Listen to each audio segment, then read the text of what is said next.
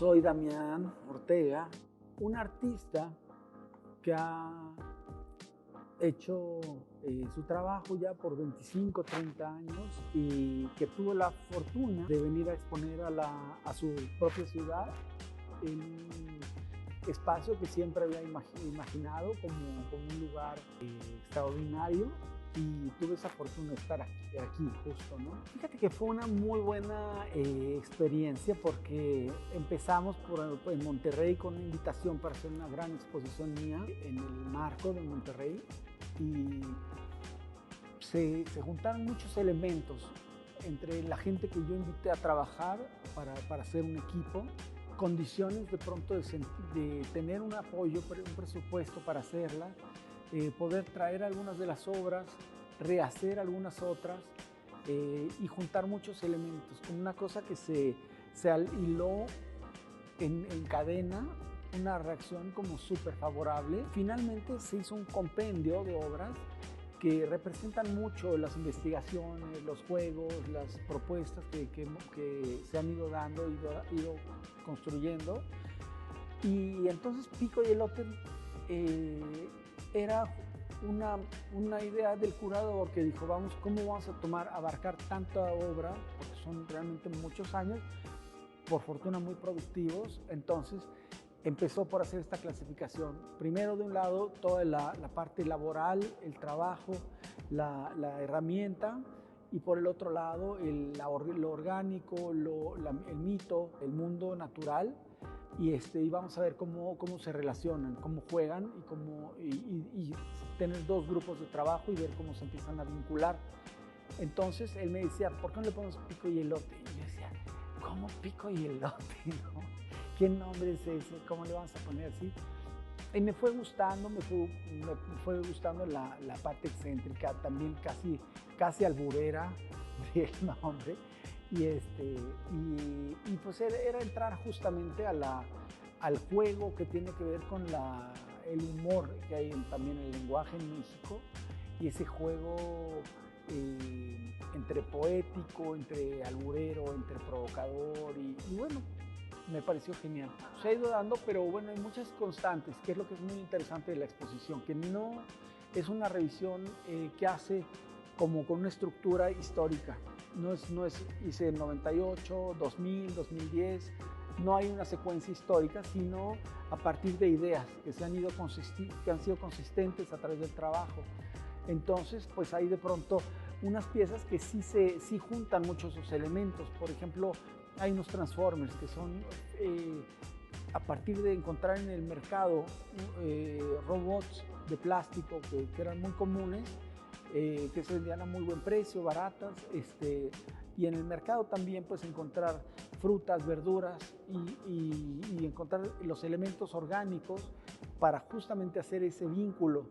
Y entonces pues ya estaba la idea ahí desde entonces. Era justamente eso, esa fascinación que tiene siempre el diseño industrial por lo orgánico, ¿no? Por los diseños de la naturaleza, por los crustáceos, por los pescados, por las plantas, toda esa naturaleza con una riqueza vasta, tan vasta de soluciones y de formas, como el diseño siempre ha aprendido de eso, ¿no? Es un reto, y es la potencia que da también una obra que tenga su momento, tiene su lugar y su momento, y ahí es donde se conjuntan y acaba siendo una obra específica, muy de su tiempo, ¿no? Y bueno, he aprendido también a conservar cosas, o sea, estas piezas, volviendo a los Transformers, olían a rayos, ¿no? Porque se empezaban a podrir.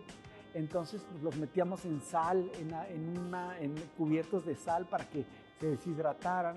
Aprendí que también si los poníamos en las hornillas se empezaban a quemar, entonces se moría todo lo orgánico, quedaba nada más como el caparazón, o ponerlos en cloro, ponerlos en fin, ha habido también un trabajo para conservar.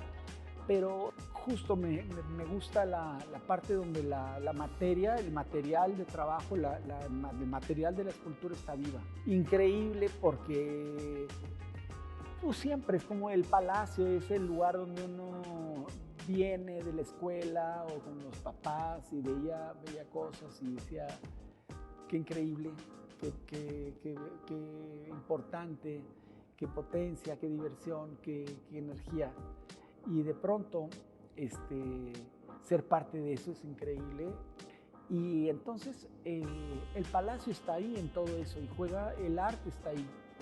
Y entonces era muy emocionante como pensar que no era solamente parte del arte de estar aquí, sino parte de una cultura, de que somos una cultura y que la cultura está en todo esto que nos rodea, en todo esto que somos, ¿no? Eso de ser mexicano era muy lo que uno quisiera, porque también ahora ser mexicano pues tenía una influencia internacional de mucha información y que un bordado de cadenilla oaxaqueño está hecho con una máquina alemana y hay un automóvil alemán que es parte de nuestra cultura y que es parte de la calle y que hay mucho intercambio y que con eso no se pierde lo mexicano, sino que se hace un diálogo, ¿no?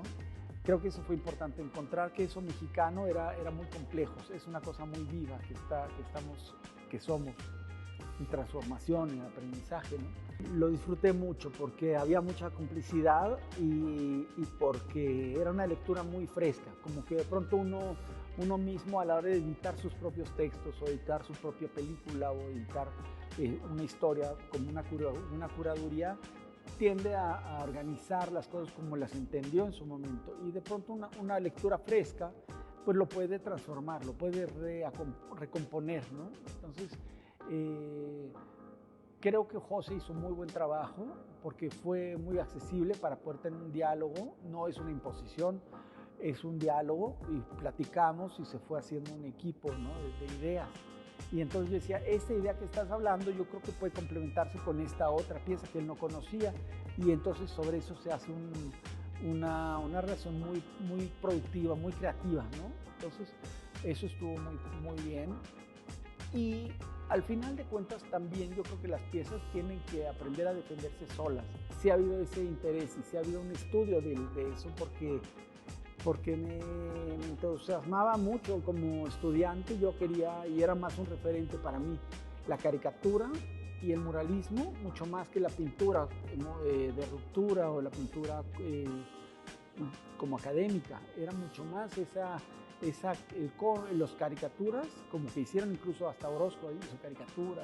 Y había una cosa que era súper importante, que es la relación del muralismo con una pintura que no es exenta en un cuadro y que está ahí, se quita y se pone. Es algo que tiene que ver con la arquitectura y con la arquitectura tiene que ver con el paisaje y tiene que ver con el clima y tiene que ver con la función y tiene que ver con el tránsito de gente. Entonces se vuelve un sitio específico y ahí es donde ya se vuelve algo también cultural, político y que no es simplemente lo que yo vi en mi pintura, como delimitada, ¿no? Eso se expande, es una pintura, es un arte expandido. Entonces ahí sí hay una referencia clarísima en cuanto también en que no se trata de un arte intimista, sino es algo mucho más público. En la idea de arte público no es psicoanalítico, sino lecturas sociales también colectivas, ¿no?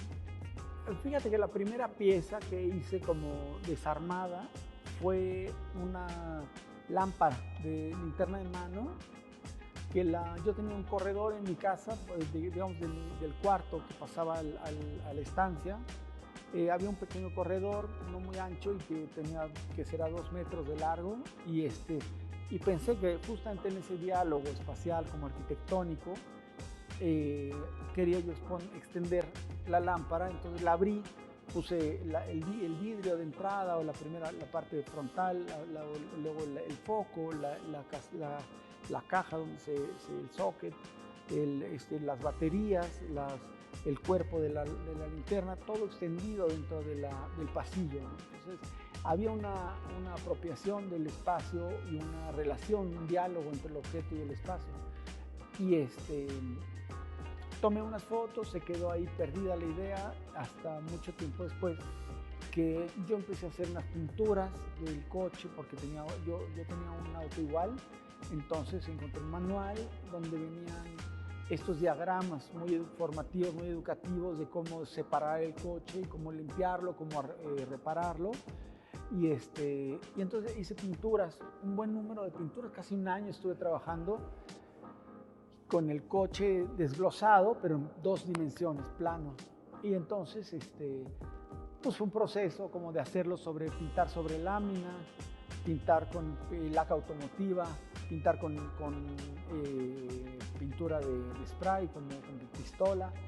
Y eso fue llevándome a entender una cosa más tridimensional, más escultórica, más técnica, y entonces eso llevó ya a hacer algo en forma real, ¿no? Con cosas, con objetos reales. Porque era una cosa un poco espacial. Era un objeto que se expandía en el espacio. Entonces era ya algo como delirante en cuanto que ya empezaba a ser autónoma cada pieza, eran como naves, era como flotando, era una cosa cósmica, espacial, como un orden planetario, un sistema solar. Es un sistema, ¿no? Al fin de cuentas, el coche es un sistema social, un sistema solar, un sistema como de una relación entre muchos elementos y como dialogan, entonces es un gran sistema. Y bueno, de ahí había más una canción de B-52s que se llama el Cosmic Thing. Era una pieza muy divertida porque me invitaron a Japón, a un pueblo fantasma que se había ido vaciando, y entonces quedaron fábricas, tiendas, escuelas,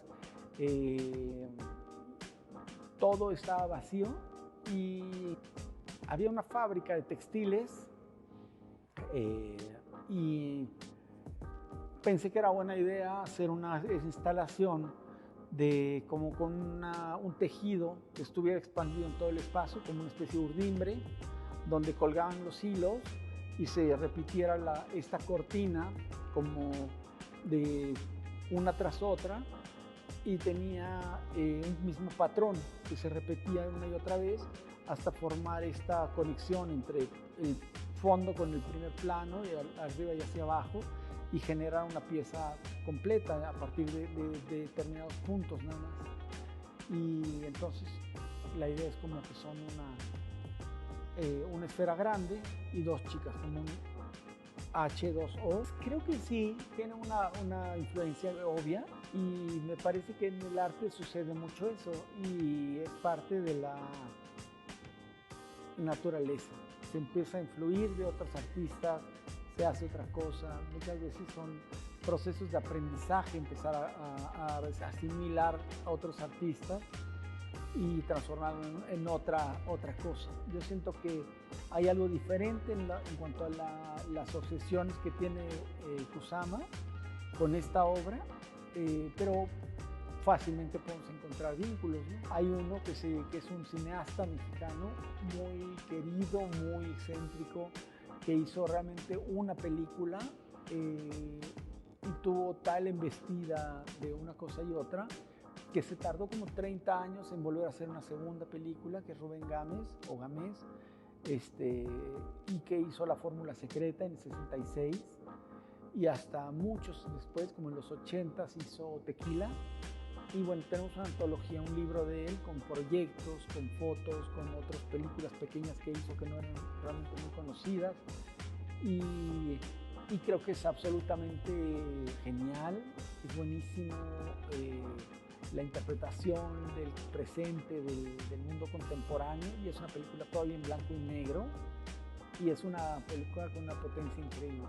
También verla en este contexto de Bellas Artes sería una gran idea. Yo soy Damián Ortega, los invito a ver la exposición Pico y Elote en el Palacio de Bellas Artes. Espero que se puedan dar una vuelta. Muchas gracias.